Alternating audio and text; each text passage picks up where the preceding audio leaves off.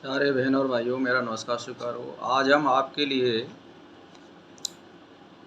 यानी सबसे बड़ा कौन है और सबसे महत्वपूर्ण इस संसार में गुरु का क्या स्थान है और गुरु मीन्स भगवान होता है। तो आप ध्यान दे करके सुनिए कि गुरु में मनुष्य बुद्धि, मंत्र में लिपि की भावना और तथा प्रतिमा में पत्थर की भावना करने वाला साधक रौरव नरक में जानता है, यानी उसको कष्ट की प्राप्ति होती है। आप ध्यान दे करके सुनिए,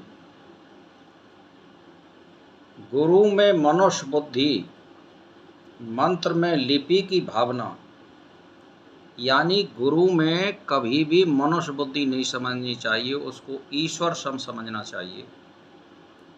और मंत्र में लिपि की भावना तथा प्रतिभा में मनुष्य की भावना करने वाला साधक रौरव नरक में जाता है। यतः माता पिता जन्म देने में हेतु हैं, अतः प्रयत्न पूर्वक उसकी पूजा करनी चाहिए।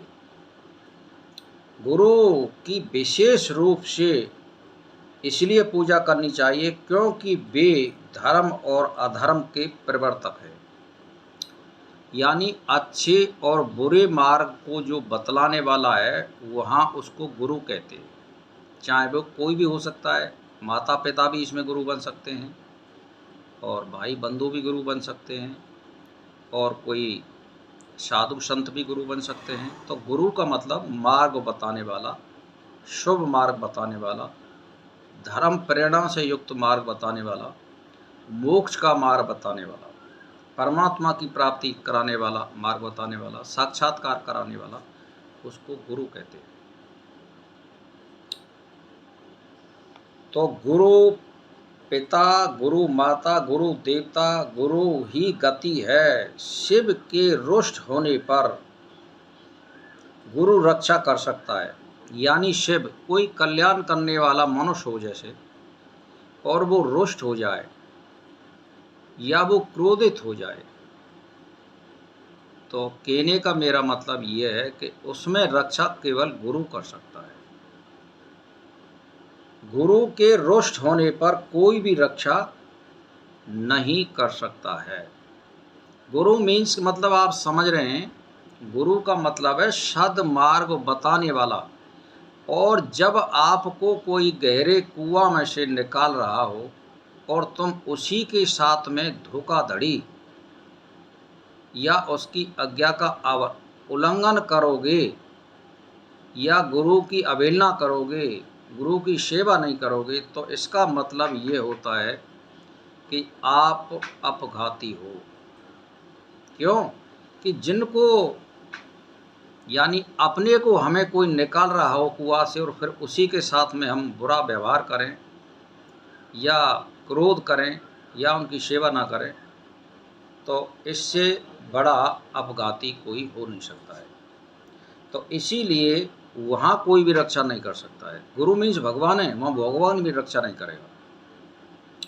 हाँ, अगर गुरु तुम्हारे साथ में कोई धोखाधड़ी करता है तो दूसरी बात हो जाती है, या कोई वो बुरा व्यवहार करता है, हालांकि उसकी सहन करनी चाहिए, पर फिर भी अच्छा गुरु कभी भी अपने शिष्य के साथ में या जिनको वो मार्ग बता रहा है वो कभी भी मांगने की इच्छा नहीं करता है, सेवा की इच्छा नहीं करता है, धन दौलत की इच्छा नहीं करता है। वो इन बातों को समझता है, गुरु उसे कहते हैं। तो कहने का मेरा मतलब ये है कि शिष्य को वाणी, मन, काय और कर्म के द्वारा अपने गुरु का हित संपादन करना चाहिए। गुरु का अहित करने से शिष्य को विष्ठा का कृमि बनना पड़ता है। मंत्र के त्याग से मृत्यु होती है और गुरु के त्याग से दारिद्रता आती है। गुरु और मंत्र दोनों के त्याग से रौरव नरक में जाना पड़ता है, यानी कष्टों को झेलना पड़ता है। रौरव नरक कोई अनंत नहीं है, कोई पृथ्वी से अलग नहीं है, यानी कष्ट पाने को ही नरक कहते हैं। बीमारी का कष्ट, मानसिक कष्ट, शारीरिक कष्ट, बीमारी का कष्ट, दारिद्रता का कष्ट, अपने माता पिता का कष्ट, पारिवारिक कष्ट, ये सब कष्ट में आते हैं। तो गुरु के सन्निहित रहने पर जो अन्न देवता का पूजन करता है उसकी पूजा निष्फल होती है, उसे घोर नरक में जाना पड़ता है, यानी बुरी कष्टों में जाना पड़ता है। जब तुम्हारे पास गुरु है तो फिर माँ किसी देवता की कोई ज़रूरत महसूस नहीं होती है। ये मैं नहीं कह रहा हूँ, ये शास्त्र कह रहे हैं, मैं अपनी तरफ से कोई बनावटी बात नहीं कर रहा हूँ।